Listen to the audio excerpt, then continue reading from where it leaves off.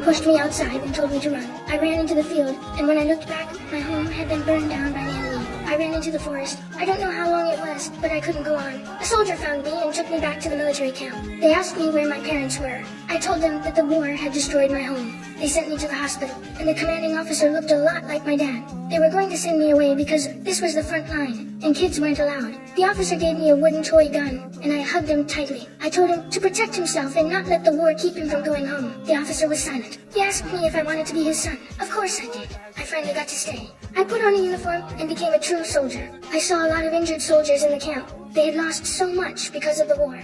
I gave water to the injured soldiers and sang songs from their hometowns for them. They cried. They must have missed home too.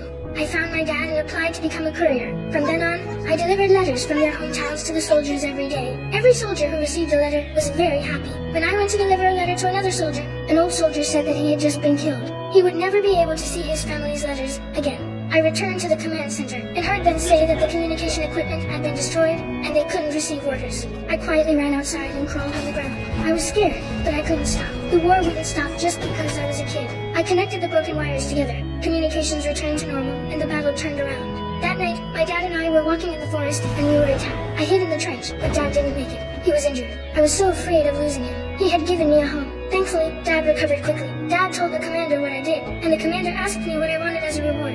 I said that I wanted world peace, but the war continued. I could only hope that all the soldiers would be able to go home.